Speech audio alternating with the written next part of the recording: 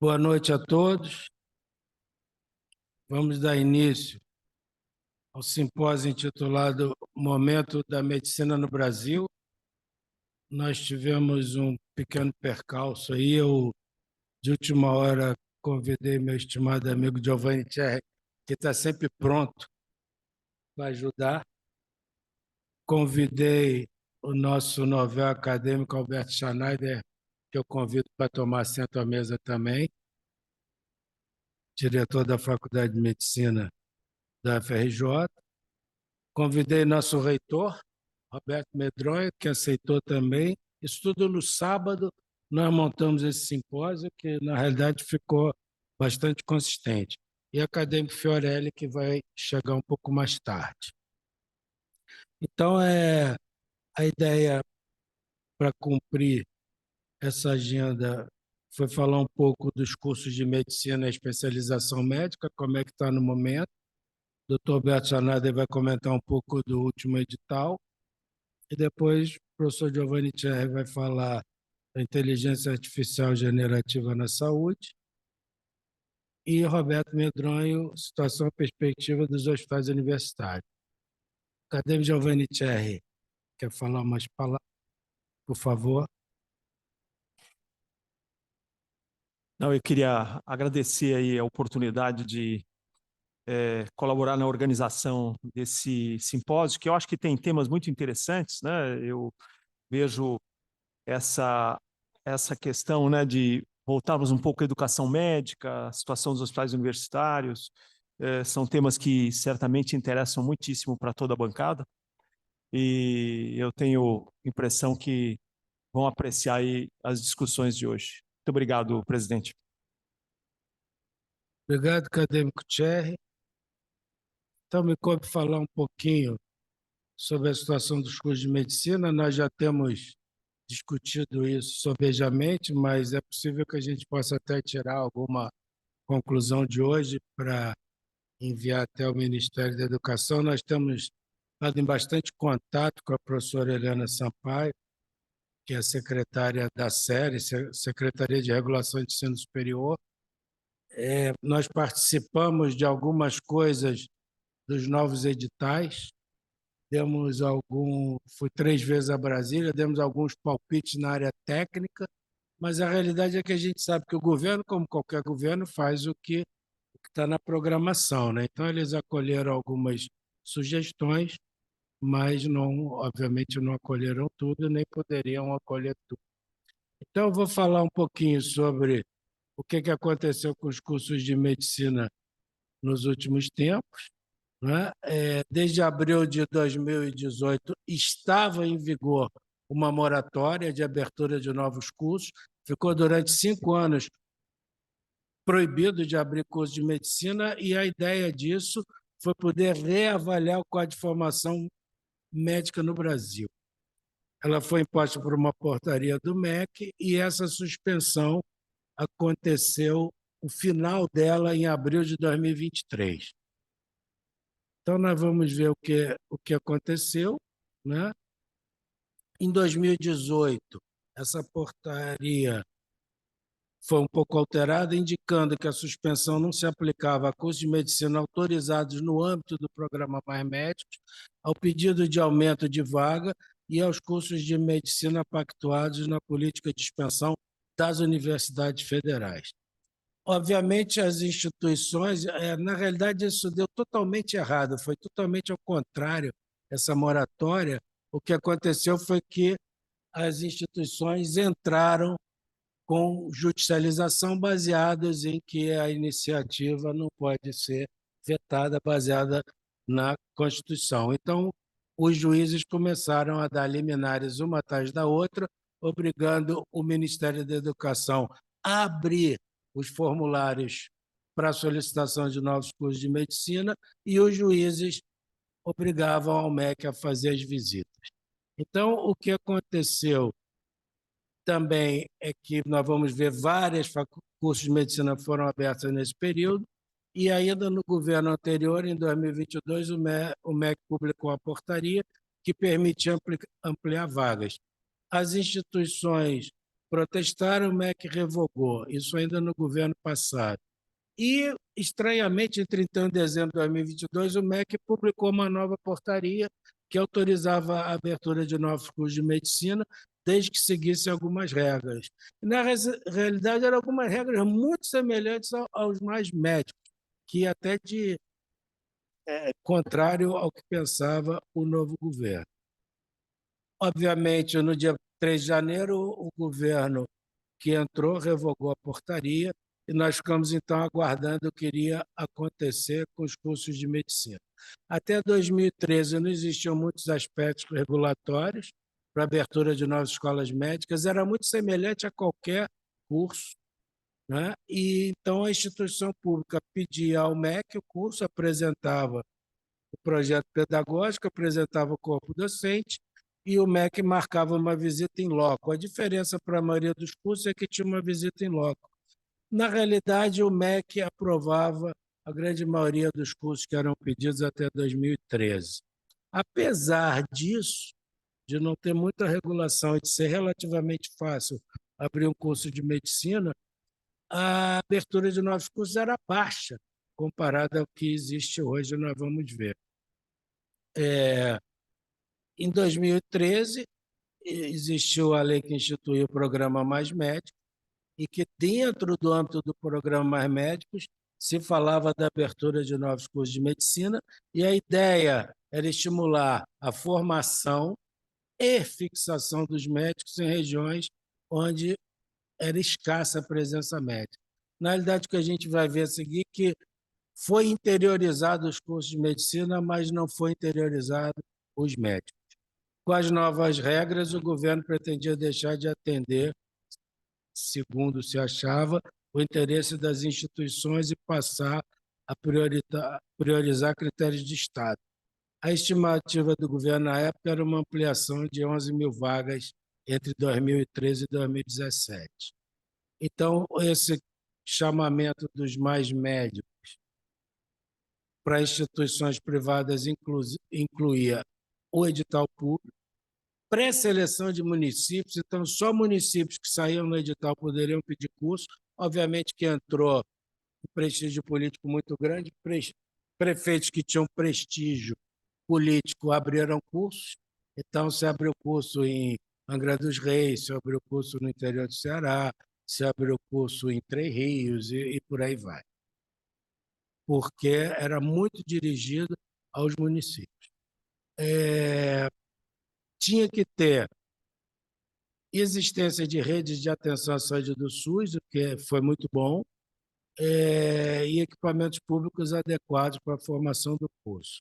Ao menos 30% da carga do internato médico devia ser na atenção básica, porque a ideia do governo era realmente a atenção básica, é realmente o que o país mais precisa no momento, é a atenção básica, né? Porque a gente precisa de médico para tratar diabetes, hipertensão, hipotireoidismo, hipertireoidismo, etc. As altas tecnologias acho que estão bem supridas.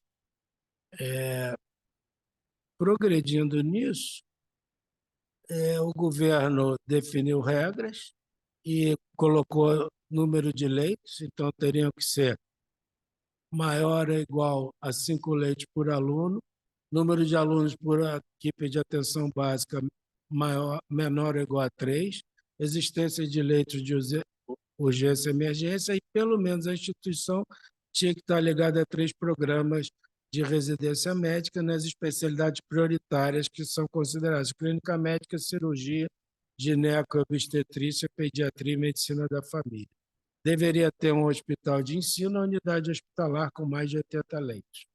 A distribuição, então, dos cursos de medicina no Brasil, desde a criação dos MES médicos em 2013 até a moratória que proibiu a abertura dos cursos em 2018, é que foram abertos 114 novos cursos no espaço de 5 anos, e faculdade de medicina e mais de 10 mil vagas apenas nas instituições novas. Após o início da moratória, que foi uma coisa que deu totalmente errada, até dezembro de 2022 foram criados 67 novos cursos de medicina. Hoje já está em 75 a 78. Isso são dados do MEC. Hoje o Brasil tem 388 cursos.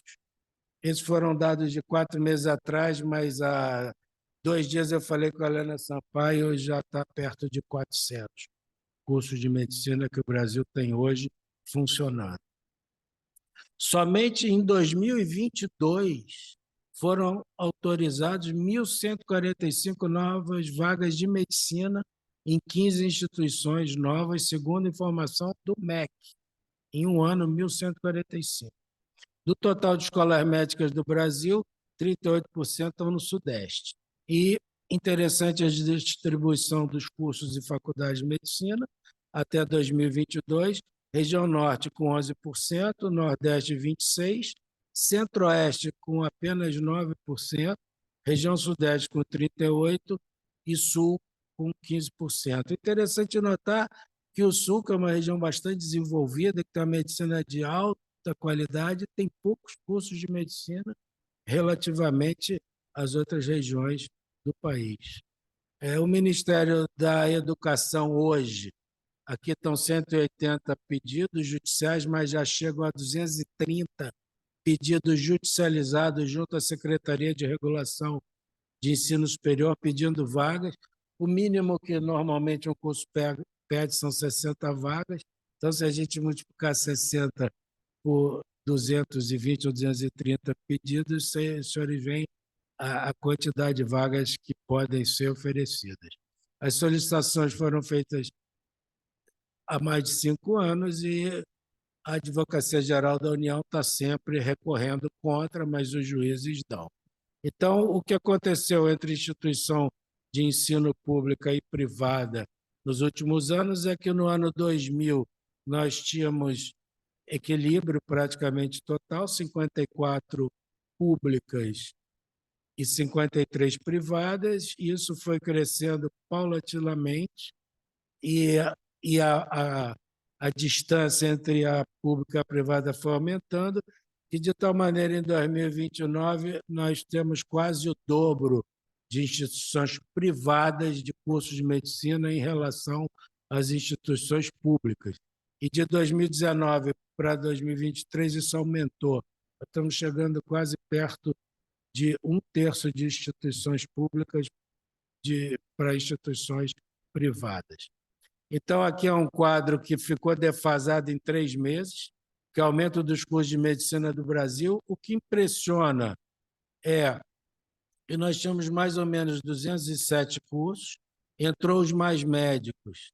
Em 2013, foram abertos mais 114 cursos, entrou a moratória e foram abertos os 75 cursos durante a moratória.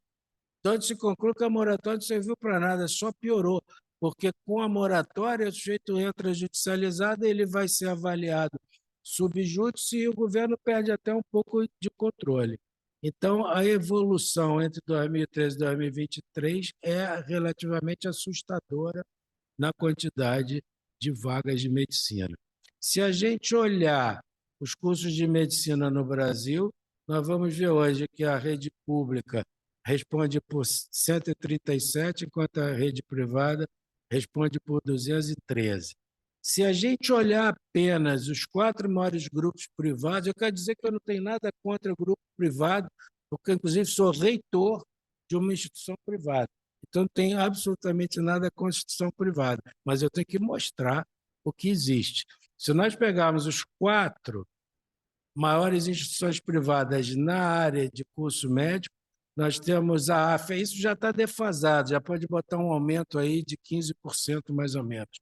17.500 vagas, a Ânima 10.800, a Edux, que é Estácio, 7.500 e a Serra Educacional 2.500. A mensalidade média é 8.700, hoje já está um pouco mais. Aí, por exemplo, a mensalidade média da Edux é R$14.000 e o valor de cada vaga no curso médico não é menos que 2 milhões. Isso significa o seguinte: grande maioria dessas instituições que abriram vagas, quando chegavam no 3º ano, elas eram incorporadas pelos grandes grupos. Então, se o sujeito abriu 60 vagas, depois de 3 anos ele passava adiante essas vagas e recebia 120 milhões. Então, o sujeito incorporava 120 milhões ao patrimônio da instituição em 3 anos. Quando ele conseguia 120 vagas, ele incorporava 240 milhões. Então, obviamente, isso passou a ser o grande business. Abertura de novos cursos de medicina após o fim da moratória, que depois o nosso querido Schneider vai comentar, nós vamos discutir. Quer dizer, a gente estava na dúvida se ia ser o formulário MEC, que ia abrir normalmente, qual seria a regulação, se ia ser o programa Mais Médico por editais, quais são os critérios, e acabou sendo o programa Mais Médicos. A dúvida era também o que o MEC, o Ministério da Saúde, esperavam com os mais de 200 pedidos de cursos de medicina judicializados, que estava na mão do ministro Gilmar Mendes. Ele aguardou o final do fim da moratória e fez um voto. Isso ainda está em votação no STF, foi pedido vista, mas no STF o ministro Gilmar disse o seguinte: os cursos judicializados que já passaram da análise documental e estão para marcar visita, prossigam. A visita será marcada. Os cursos judicializados que não estão na fase de marcar visita, desaparece o processo e o indivíduo vai ter que se submeter ao edital. Essa foi o voto do ministro Gilmar Mendes, o parecer dele, mas não chegou ainda a ser votado, porque na plenária foi pedido vista 2 vezes e a gente não sabe ainda o que vai acontecer. A realidade é que tem se marcado visitas dos cursos judicializados que já estavam na fase final. Não estão marcando muitas, mas estão marcando algumas. Até no Rio de Janeiro foi aberto recentemente um curso na Universidade Veiga de Almeida, ali em Botafogo. Deve ter 2 meses, 3 no máximo. Aí, para encerrar e comentar, o que vai acontecer quando a gente discute graduação em medicina, residência médica e especialização? E aí acho que o Giovanni Chai vai poder ajudar muito, o Schneider também, claro, a nossa plateia. Né? Porque se você aumentou brutalmente o número de vagas de medicina, como que você vai treinar esse pessoal? Eu me lembro quando eu me formei, a gente já tinha preocupação de não conseguir treinamento adequado. Aí se passaram quase 40 anos, já se passaram 40 anos que eu me formei, e agora? Está muito pior. Então vamos ver por quê, né? Hoje nós temos 288 cursos privados para 121 cursos públicos, só que aqui eram 389 cursos de medicina, nós já temos 400, porque nos últimos 2 meses aumentou para 400. Aqui, se você olhar as vagas de medicina, segundo a população dos municípios sede, em 2013, municípios de mais de 300 mil habitantes existiam 14 mil vagas. Em 2023, passaram para 25 mil vagas. Em municípios de 100 a 300 mil habitantes, em 2013 tinham 4 mil vagas, em 2023, 11 mil vagas.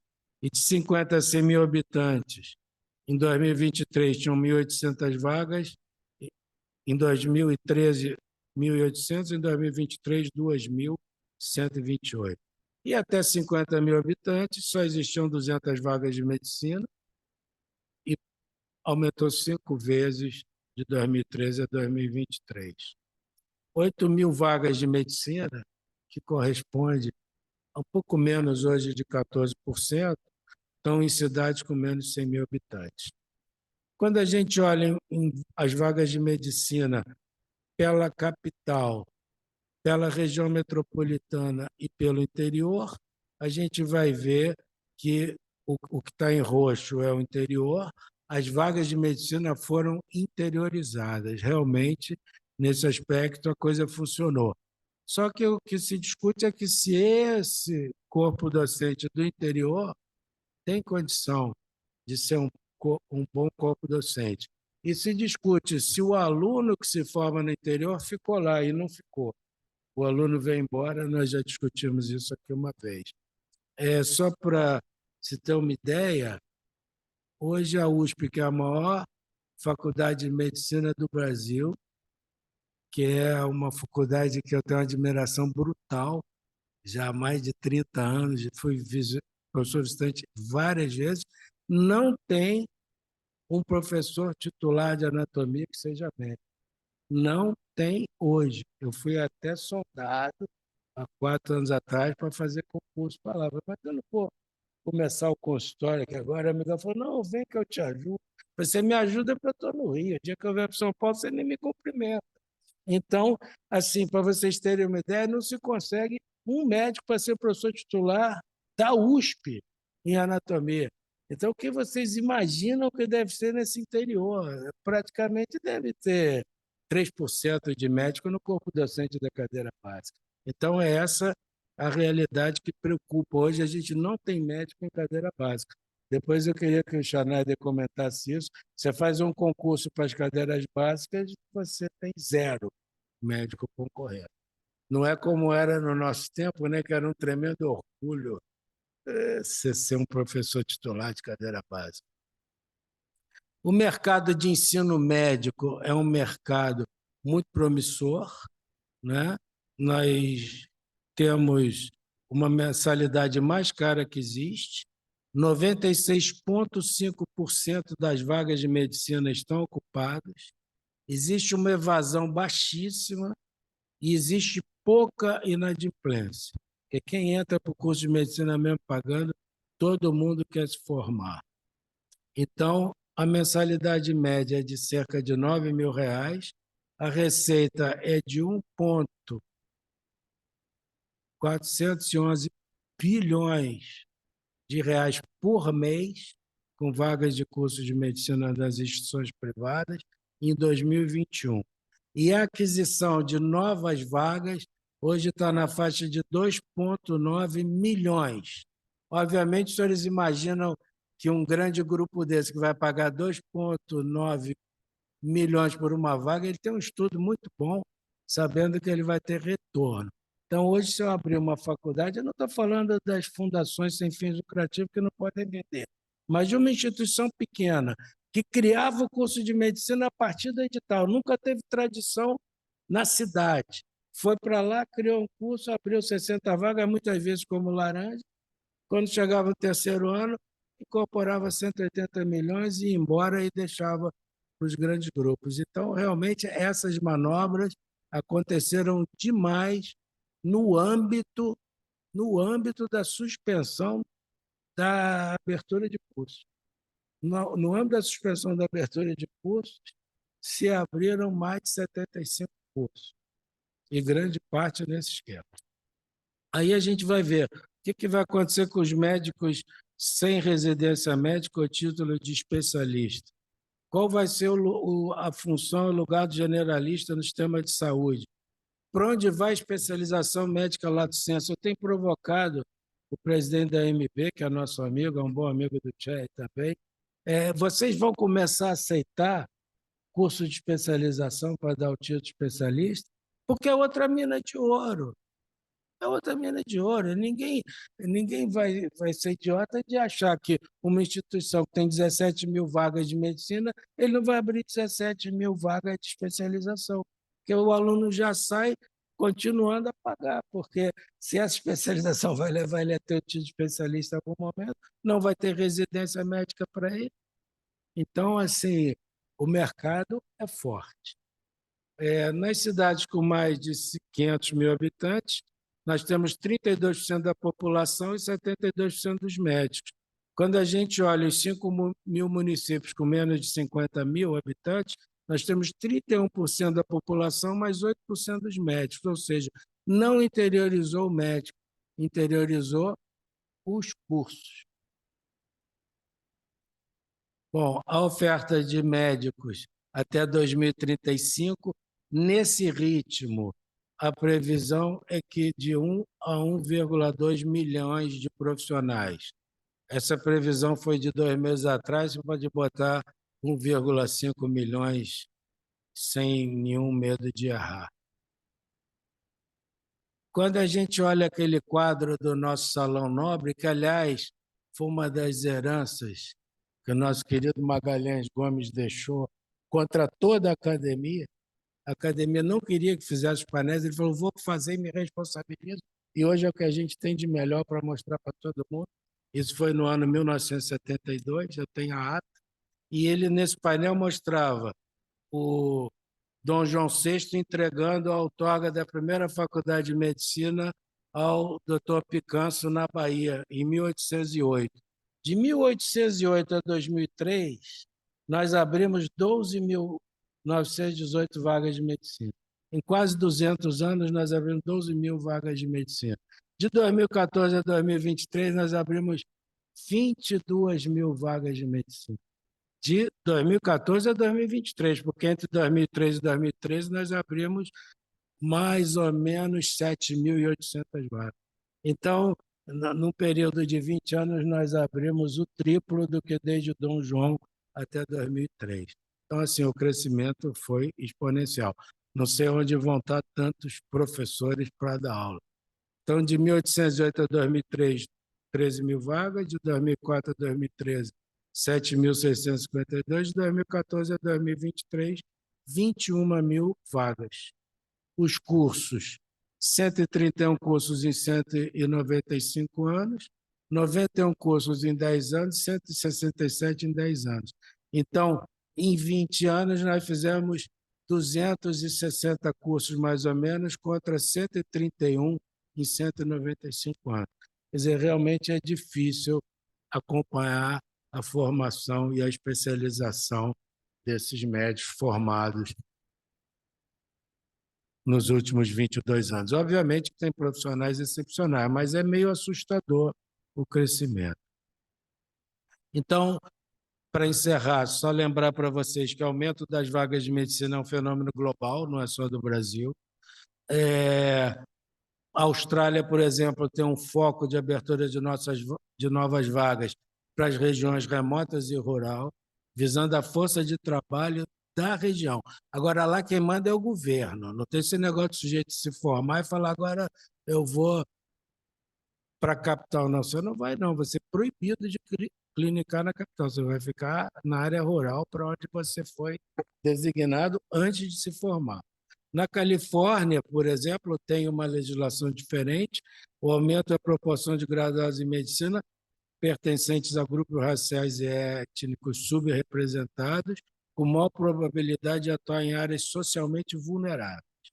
No Canadá e na Espanha, a vinculação do número de vagas é a vinculação à residência médica. E na Inglaterra, por exemplo, que é um sistema totalmente estatal, né, a abertura é baseada estritamente no que o sistema público define de necessidade. Na Alemanha, a abertura visa homogeneizar a densidade de médicos e especialistas por habitante. Eu não estou dizendo nem que a medicina é boa lá, não. Eu não gostaria de me tratar na Alemanha nem na Inglaterra, de jeito nenhum. Eu gostaria de me tratar em São Paulo e no Rio, porque para quem pode pagar, a melhor medicina que existe. Lá, você não fala com o especialista, né? Você leva 6 meses para falar com o especialista. Em Portugal e França, a legislação nacional define o número exato de vagas da graduação. Então, isso vai variando. E nos Estados Unidos como um todo, o foco é na regulamentação rigorosa do licenciamento. Então, o que está acontecendo? Isso o Thierry vai poder nos falar bem. Em verde, os médicos cursando residência médica. Em azul, são os alunos se graduando. Então, vocês olham que essa curva é crescente, né? Ela é uma curva ascendente, a curva azul, a curva do gráfico azul, e do verde é uma curva estagnada. Então, é óbvio que a diferença entre quem está se graduando e quem vai poder fazer residência médica cada vez aumenta mais, cada vez é mais difícil a residência médica. Isso eu já mostrei para o Thierry há uns 2 meses. Apesar dessa defasagem de residência médica, o MEC, numa portaria recente de junho de 2023, fechou várias vagas de residência médica. E essas vagas de residência médica foram fechadas por desuso, por dificuldade de oferecer, porque não tinha médico nenhum naquela especialidade. Então, além de uma defasagem das vagas de residência, precisa uma melhor distribuição.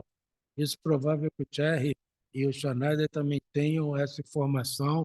Eu já conversei isso com a Heloísa também. Aliás, cabia até o Sírio-Libanês teve algumas vagas descredenciadas que eu acho que nem o Sírio sabia que tinha, né? Na realidade, às vezes, o hospital tem vaga de residência e não sabe. Hoje, quando eu falo, hoje é ontem, porque hoje já está diferente. É, aquilo mesmo que eu já falei, 138 mil alunos só em 4 grupos, 4 privados, tem 138 mil alunos de medicina. É um negócio fora do comum. Você imagina o poder disso. Então, aqui vai ficar para a gente discutir o que o MEC fez, se foi bom ou ruim, o que o MEC pode fazer, o que esse edital trouxe de bem ou de mal, Schneider. Os cursos judicializados já está mais ou menos equacionado, quer dizer, quem está em fase de visita vai ser visitado, quem não está vai ser eliminado o processo. Os cursos de especialização lato sensu vão suprir o problema de formação desses milhares de alunos novos, ou a gente vai transformar esses alunos nos zumbis, os zumbis que não vão ter o que fazer. Você vai se formar em medicina, vai fazer o quê? Se você não pode se registrar no CRM, a especialidade. Qualquer convênio que você vai pleitear, ele fala, cadê seu registro de especialidade? Qualquer clínica que você vai exercer a especialidade, ele pergunta, cadê seu registro? Porque os pacientes já estão perguntando, eu não sei em São Paulo, mas aqui o paciente já pergunta, fica, quem vai fazer ultrassom em mim tem o registro de especialista no CRM, é um cara que treinou ele. Queria ver. Eles estão perguntando, então, o que esses meninos vão fazer? Se eles não vão conseguir fazer residência, eles têm que esperar o dobro do tempo da residência, provando que estão exercendo a especialidade, para depois fazer a prova. A urologia hoje, por exemplo, são 3 anos de cirurgia geral e 3 anos de urologia. Então, para quem não consegue uma vaga de residência em urologia, ser urologista precisa de 12 anos de exercício de urologia sem título de especialista, para poder prestar a prova. Então, começa a ficar inviável. Cirurgia plástica, doutor Zé Horácio, hoje são 3 anos de cirurgia geral, mais 3 anos são as piores especialidades, plástica, neurocirurgia e urologia. Você precisa, quem não conseguiu a residência, precisa de 12 anos para prestar concurso. Então, o que o AMB vai fazer? Vai aceitar isso? Eu queria ter tipo do tempo de chamar o César Fernandes, que ele viria com o maior prazer, mas será que eles vão aceitar o curso de especialização para isso? Eu, como reitor, eu tenho obrigação de começar a oferecer curso de especialização, porque eu tenho que fazer isso funcionar. Se vai servir para pegar o título de especialista, olha a doideira que está acontecendo. Será possível impedir? Eu não conheço nenhuma faculdade, nenhum curso de medicina que foi descredenciado nos últimos 40 anos. Eu não conheço. Aí alguém falou assim, eu conheço a Gama Filho. Não foi descredenciada. A Gama Filho faliu por má gestão, não foi descredenciada. Então, será possível impedir? Não, não será possível impedir. Você não vai conseguir impedir nada. Regulamentar? Não sei, porque a gente está tentando regulamentar há 20 anos e não consegue. E aí eu vou perguntar um dia para o César novamente o que a MP vai fazer. Eu agradeço, eu fiquei nos meus 30 minutos que eu tinha prometido, agora o Alberto Schneider vai ter um bom tempo para comentários e a gente vai discutir.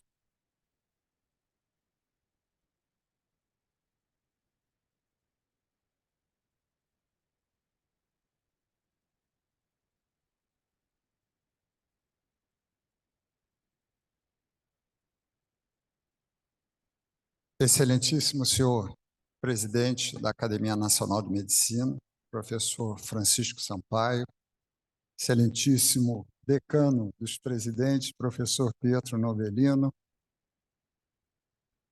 estimado e excelentíssimo também acadêmico José Galvão, estimado acadêmico Giovanni Cherry. Essa é a minha primeira participação na academia, com muita honra, muito me envaidece poder, agora na qualidade de membro titular, fazer uma modesta consideração sobre o que aqui nos foi dito.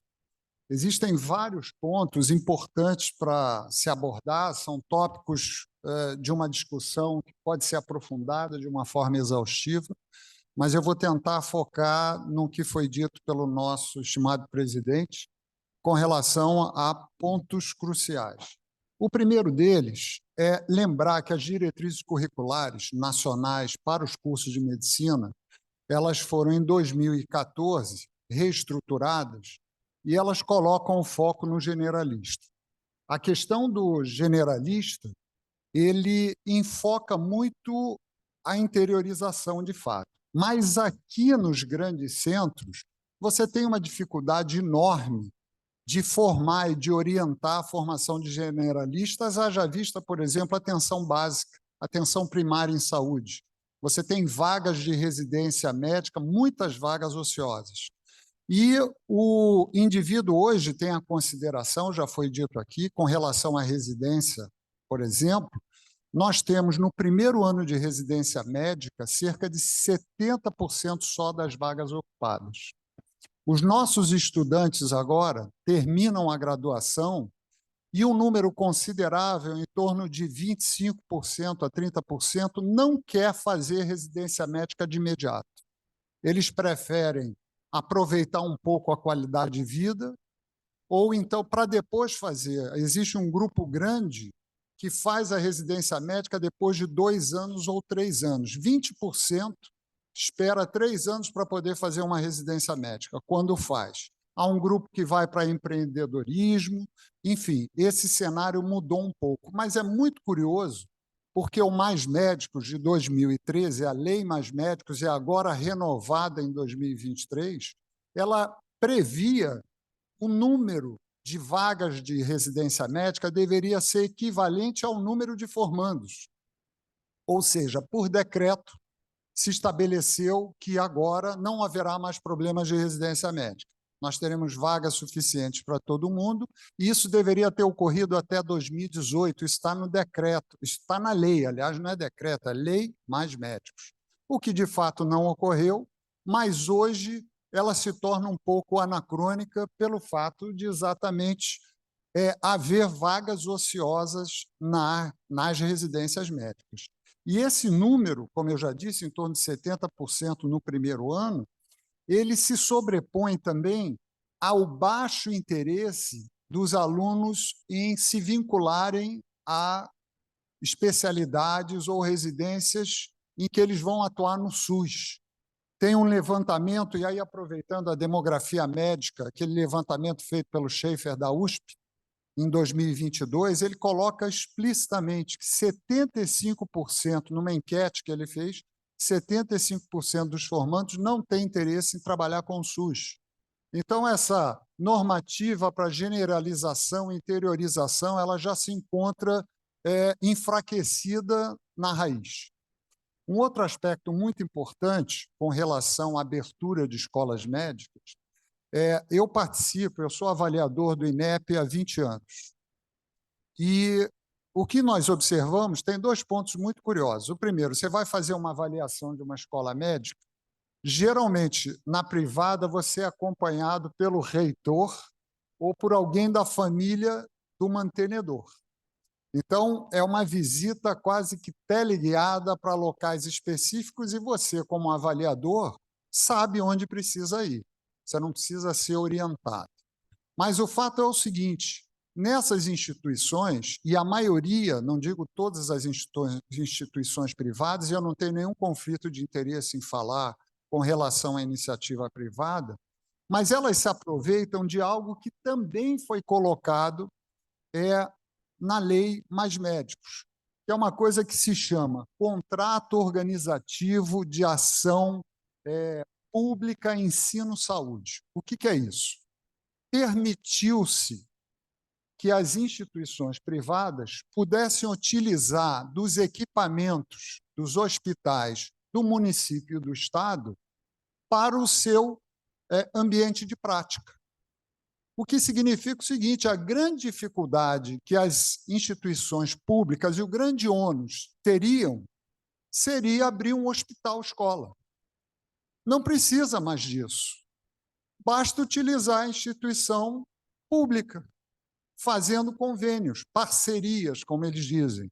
E essas parcerias tornaram o ambiente, inclusive, extremamente disputado, porque nós temos alunos da instituição pública atuando, por exemplo, em urgências e emergências públicas e que hoje estão locupletadas também de alunos de instituições privadas, numa concorrência até desleal. Por quê? A instituição privada, como foi dito aqui, ela repassa 10% do montante equivalente ao número de alunos que estão lá do que eles recebem em matrícula. E a instituição pública não paga nada. Então, imaginem um tutor, que eles chamam de tutor, que esteja numa emergência, para dar um exemplo bem claro, ele vai preferir orientar o aluno da instituição privada ou pública. Na pública, ele não recebe nada. Na privada, ele recebe um plus para fazer essa atividade de tutoria. Então, eu já ouço de alguns alunos uma certa discriminação em termos de atenção que é dada a eles, que não ocorria antes, nesse espaço público. Então, essa organização, para mim, foi o pulo do gato, vamos dizer assim, das instituições privadas, que não tem mais a necessidade de manter um hospital-escola ou criar um hospital-escola.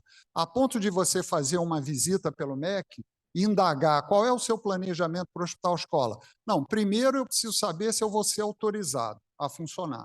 Se eu for autorizado a funcionar, eu vou pensar nisso, mas eu devo fazer uma parceria com o município e com o estado.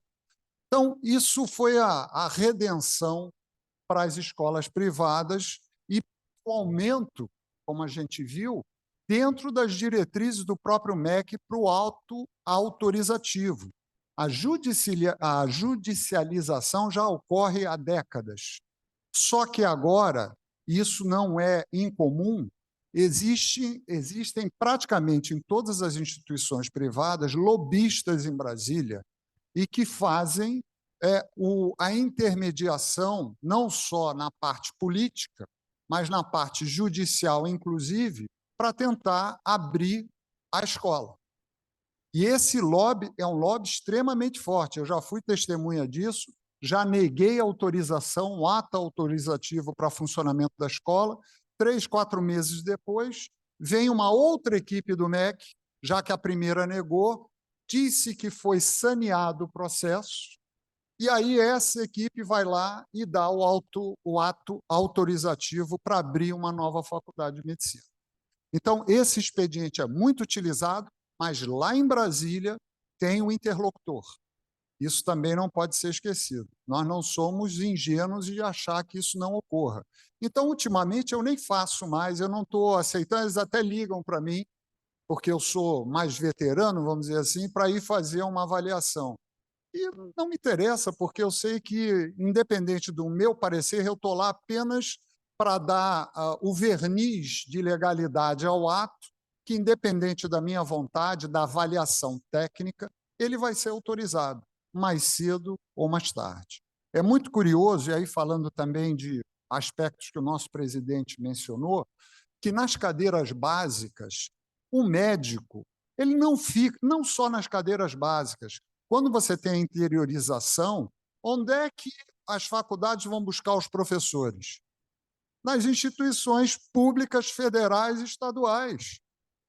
Então, ele pega o professor, debilita o curso, porque esse professor vai dar uma carga horária na instituição privada, não haveria nenhuma objeção se ele não mantivesse o compromisso com a pública, mas não é isso que acontece, porque às vezes os deslocamentos são grandes, então a ponte aérea virou, vamos dizer assim, uma fonte de renda complementar para os docentes de instituições públicas.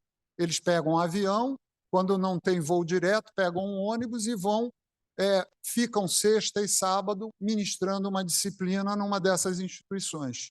Então, ele é um horista e não tem nenhum compromisso institucional, não faz pesquisa, não tem envolvimento com extensão, e é uma peça de ficção, apenas para suprir as carências em determinadas cadeiras que não tem profissional qualificado ao redor. E você não consegue fixar esses indivíduos.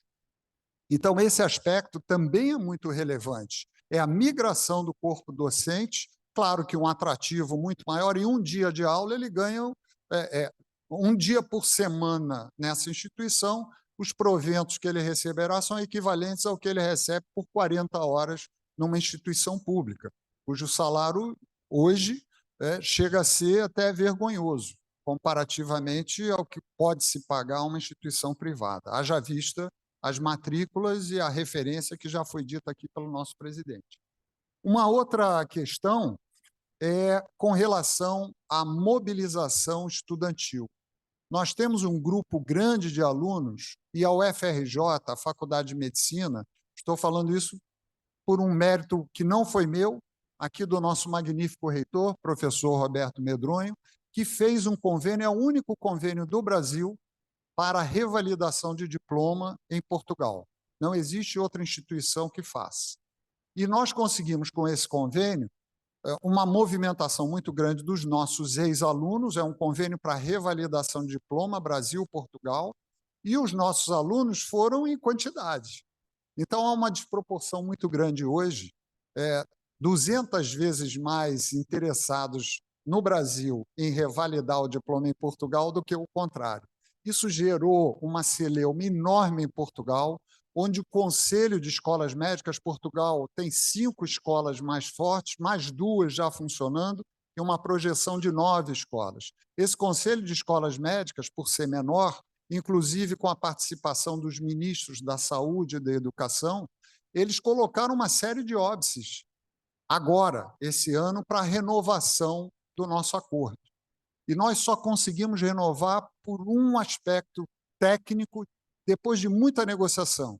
Eu conversei várias vezes com o diretor da Faculdade de Medicina de Lisboa e ele conseguiu convencer, enfim. O critério foi o seguinte: hoje não basta, em Portugal, que os nossos alunos, para revalidar, nessa revalidação dita automática, tenham apenas a graduação, nem residência médica. Então, nós conseguimos, com gestões junto à reitoria, o envolvimento do nosso magnífico reitor, que eles aceitassem o título de mestre e doutor para dar sua equivalência para a revalidação. Então, vocês vejam como a questão cresce, ganha importância, e já o título de especialista não vai ter valor nessa negociação da revalidação. E um último ponto, respeitando aqui o horário, é que esse decreto de 4 de outubro, em que abriu a possibilidade de criação de novas faculdades, ele faculta abertura apenas em instituições privadas de 95 cursos novos. Desses 95 cursos novos, são 5.700 vagas. Claro que a avaliação prévia ela pode ser feita e as próprias mantenedoras podem se candidatar. Mas, por exemplo, Bahia é o que mais tem vagas, são 15 vagas. As 15 vagas, se você for olhar os municípios que podem postular, são muito mais do que 15. No entanto, será limitado a 15 vagas. Mas 15 cursos, desculpe.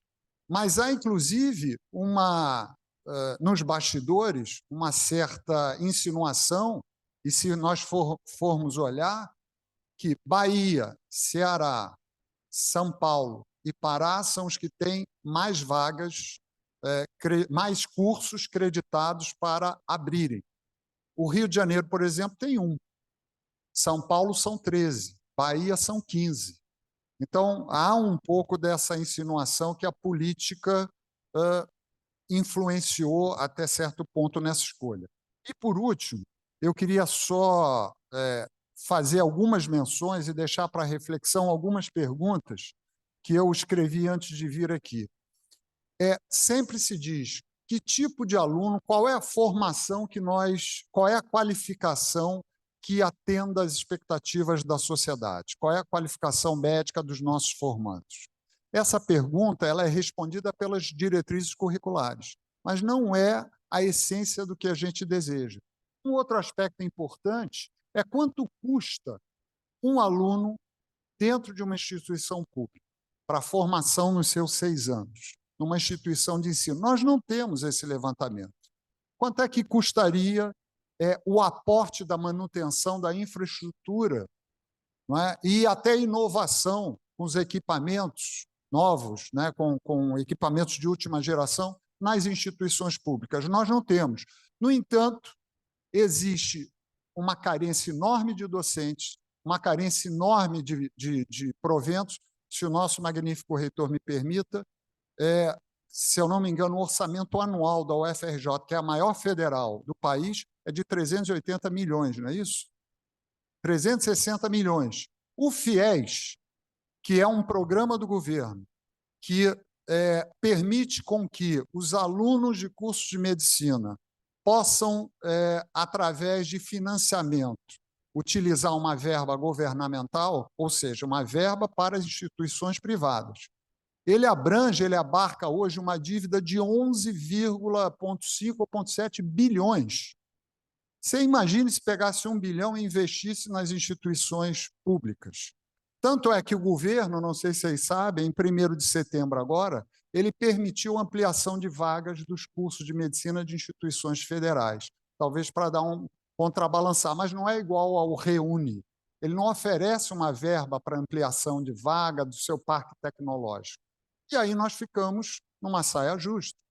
Não é? É uma situação que não nos atende. E, por fim, presidente, eu queria mencionar o seguinte, fazer uma última pergunta. É uma estratégia adequada, nesse momento, abrir universidades privadas que não têm um hospital próprio, utilizando dos equipamentos públicos? Seria isso realmente justo? Seria isso uma questão de equidade? Então, eu deixo a pergunta e encerro aqui. Eu já extrapolei 1 minuto além do meu tempo. Tranquilo. Desculpe-se. Muito bom, acadêmico Schneider. Acadêmico Giovanni Thierry com a palavra. Eu tinha só um comentário rápido, que eu também fico na dúvida se utilizar as UBSs, da base de saúde, as UPAs, posições da família, se no interior, se a gente quer formar o médico de atenção básica, se não seria exatamente ali que ele tem que treinar. Não adianta eu botar ele no hospital, no HU, aqui com toda a tecnologia, no hospital do Oeste, depois falar, não, agora você vai para o interior trabalhar no posições da família. Porra, mas eu tinha 18 ressonâncias na USP, você vai querer que eu vá para o posições da família? Então, acho que a gente tem também que meditar se a gente não tem que formar a gente no posto de saúde da família, na UPA e na UBS, para que ele fique lá, para que ele se interesse em levar aquela vida dali, do interior, tranquilo, ser um médico, como era antigamente, né? Todo mundo fala, o doutor chegou, o doutor saiu. Porque você não vai interiorizar. Se ficar só querendo o hospital universitário também com tecnologia, ele não vai nunca para uma UBS, nunca. Desculpa, mas é uma coisa só filosófica. Eu queria cumprimentar o presidente Francisco Sampaio e o acadêmico Alberto Schneider pelas apresentações que mostram realmente a gravidade da nossa situação.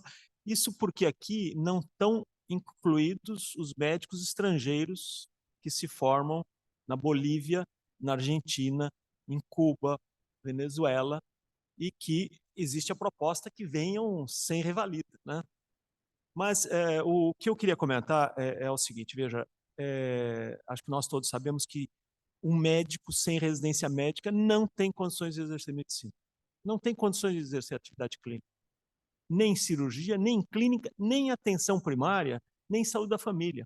Quer dizer, a residência médica deveria ser parte integrante da formação de um médico para que ele pudesse exercer as atividades clínicas.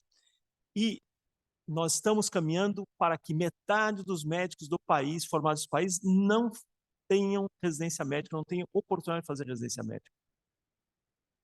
E no que isso impacta, né? Nós falamos muito nessa questão de médicos que vêm de escolas sem infraestrutura, sem hospital. Mas isso impacta na sustentabilidade do sistema. Porque o que nós sabemos, o que é claro, e eu vejo nos meus exames de residência, médicos que prestam exame de residência, eles não sabem escrever e não têm a menor noção, que nós temos uma prova escrita, eles não têm a menor noção de medicina. Esses médicos, eles vão impactar na sustentabilidade do sistema. Não vão saber pedir exame, vão pedir exames errados, vão pedir exames demais, não vão saber tratar o paciente, vão dar os medicamentos inadequados, e nem se fale se eles resolverem operar os pacientes. Então, tudo isso implica num custo que o nosso sistema de saúde não tem condições de comportar.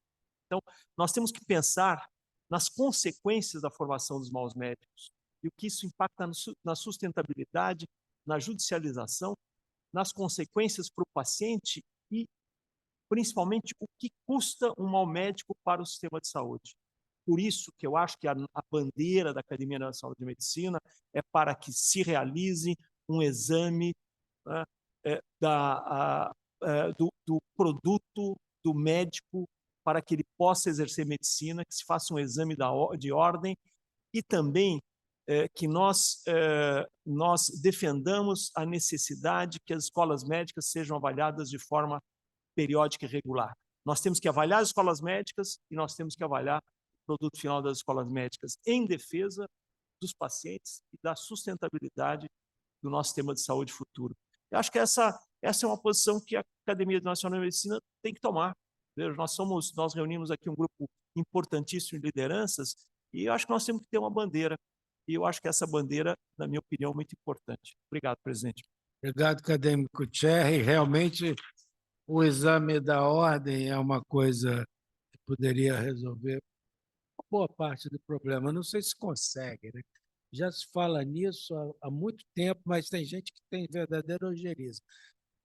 Em termos de direito, né, da advocacia, se fez isso e deu uma boa melhorada. Os cursos de direito estão aumentando, tem demais. O presidente da Academia Nacional de Medicina de Portugal sentou aqui do meu lado e aí perguntou quantos advogados existiam no Brasil. Aí eu mandei consultar, ele continuou aqui, quando eu recebi a resposta, 1.200.000. Ele falou, tipo, peraí, você se enganou, presidente. Deve ser 12 mil. Mas 12 mil por mês no Rio de Janeiro. Então, assim, os advogados resolveram isso com o exame da ordem. A França resolveu isso com o exame da ordem. Na França, você tem o advogado e você tem o formado em direito. O formado em direito, ele não pode fazer nada, ele ajuda numa petição, então ele é um assistente.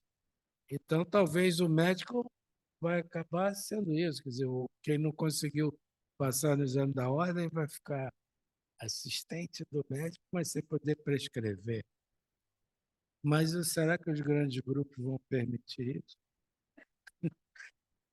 Nós temos exatamente 3 minutos. O professor Galvão está me cutucando aqui, desde quando eu estava falando. Galvão, 3 minutos, só para você não ficar triste, mas nós vamos ter tempo para discussão na segunda parte. Como você talvez não possa ficar, pode falar. Bem, excelentíssimo senhor presidente, acadêmico Francisco Sampaio, meus queridos apresentadores, foram extremamente provocantes, né? Qual é não existe uma vara mágica para dizer qual é o grande problema do ensino médio, mas é um dos maiores problemas de saúde pública do país, indubitavelmente. Nós formamos bons médicos? Há uma discussão profunda nisso. Certamente não a totalidade, talvez nem a metade da maneira que deveria ser formado. Quem é o culpado disso? Eu sei quem não é o culpado. Quem não é o culpado é o aluno. Quem não é o culpado é o aluno.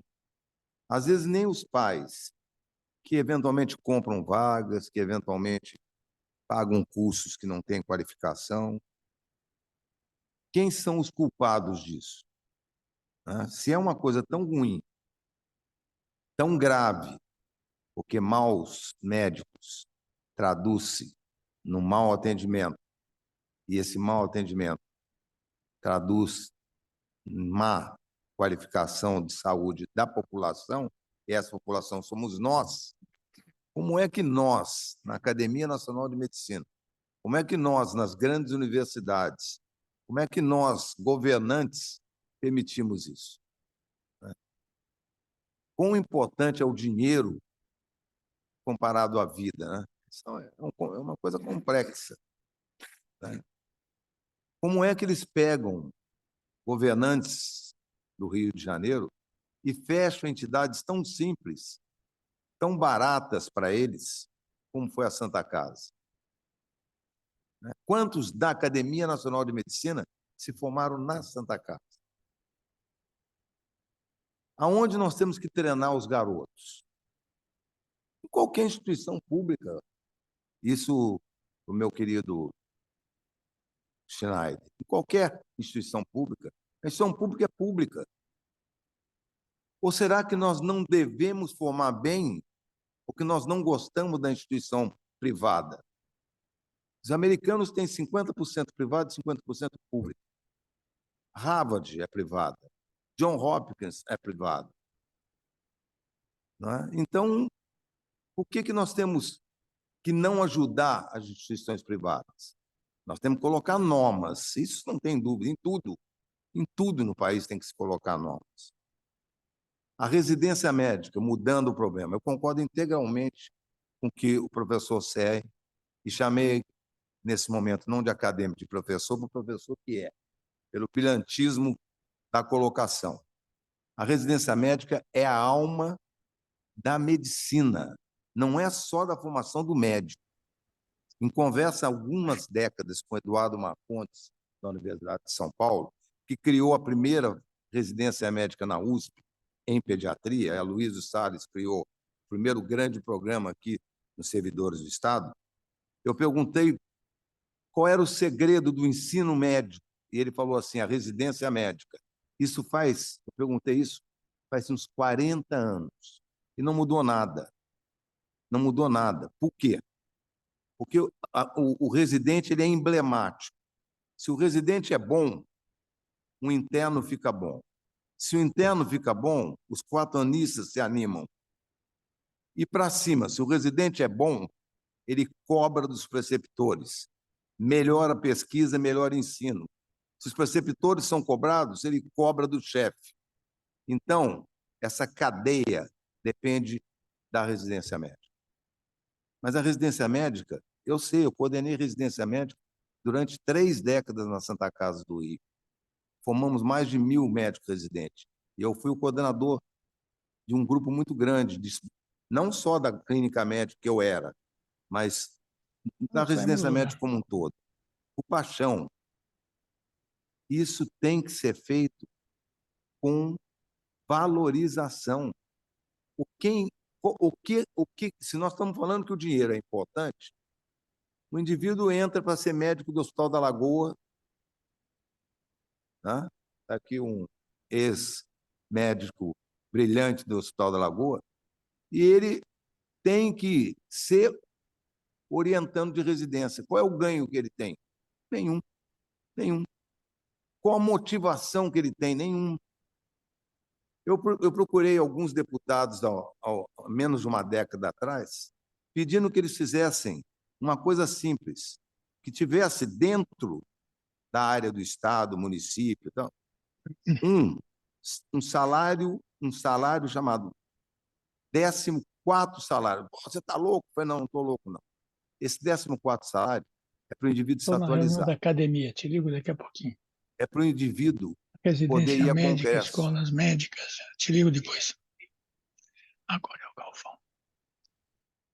Quem falou agora? Ô, Samir, já vou lhe dar a palavra, Samir, com o maior prazer. Então, quando nós usamos uma UPA, a UPA é nossa. A UPA é para formar, educar e atender. É para tudo que for bom para a sociedade. Quando nós temos uma gostaria de discutir universidade isso. pública, ela é de todos também. Só que tem que dar normatização a tudo isso. Tem que colocar normas para que nós possamos seriamente, eu acho que é uma obrigação da academia, que nós tenhamos cursos melhores, alunos melhores, para uma sociedade melhor. Como nós vamos fazer isso? Não sei. Cria um grupo de estudo, né? E vamos desenvolver isso, vamos lutar por isso, porque a crise é absoluta e absurdamente grave. Absolutamente grave, né? E nós estamos sempre discutindo, sempre discutindo. Vamos tentar fazer alguma coisa para que a gente não acabe com o ensino médico que já está muito carente. Muito obrigado. Obrigado, querido Galvão. Querido acadêmico Samir Raslan, você já está de co-host, pode abrir seu microfone e fazer seus comentários, para depois nós começarmos o chá acadêmico. Acadêmico Samir Raslan, com a palavra. Muito boa tarde. Eu quero cumprimentar o nosso presidente, acadêmico professor Francisco Sampaio, o nosso sempre presidente, professor Pietro Novellino, o nosso secretário acadêmico, professor José Galvão, professor Serri, como um dos organizadores desse evento, e cumprimentar o nosso presidente e o acadêmico Schneider pelas ricas apresentações, atualizadas e muito ricas. Eu só queria fazer um comentário, presidente. Eu fico angustiado, eu não sei quantas vezes eu participei ou assisti reuniões desse tipo, discutindo escolas médicas, formação médica, especialização, e a conclusão que eu cheguei é que nós não saímos do lugar. Nós sempre discutimos as mesmas coisas, somos contrários à abertura de escolas médicas, discutimos todos esses pontos e as coisas continuam acontecendo. Isso os Estados Unidos viveu no começo do século passado e nasceu, naquela ocasião, um educador desconhecido que se tornou muito conhecido, que foi Abraham Flexner. Eu acho que o Brasil precisa de um outro Flexner, porque naquela ocasião ele, analisando as escolas médicas americanas, tinha mais de 150 escolas, 155 escolas médicas americanas, e a condição do povo americano andava mal, a situação de saúde do povo não estava bem, e ele propôs que as escolas deveriam ter as suas ciências básicas relacionadas com ciência clínica, devia estar ligado a uma instituição universitária e devia ter uma estrutura hospitalar própria. O que nós podemos fazer para sair dessa situação? Nós discutimos aqui na própria academia, várias vezes esse assunto já veio à discussão, simpósio, reuniões, e nós não saímos do lugar. Eu acho que o Brasil urge a necessidade de um novo Abraham Flexner para tentar fazer uma análise e fechar. Essas escolas precisam ser fechadas. Elas não atendem razão social nenhuma, elas atendem razões políticas e razões econômicas. E nós estamos vendo isso acontecer cada vez mais.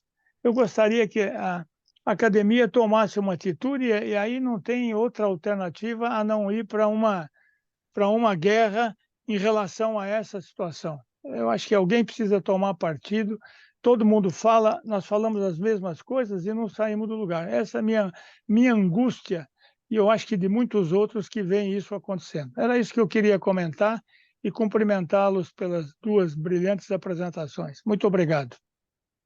Querido Samir Raslan, realmente você tem toda a razão. Nós estamos discutindo isso mais intensamente nos últimos 1 ou 2 anos e não saímos do lugar mesmo.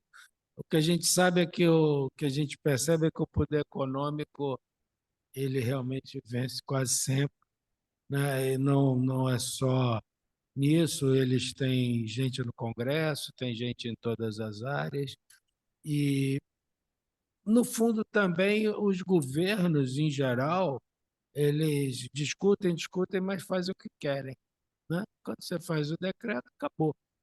Então, a gente viu isso recentemente com o ozônio, que todas as instituições foram contra o ozônio, o presidente aprovou, acabou. Não tem mais o que fazer. Então, eu não sei Se vai surgir um Fletcher aqui, acho que não.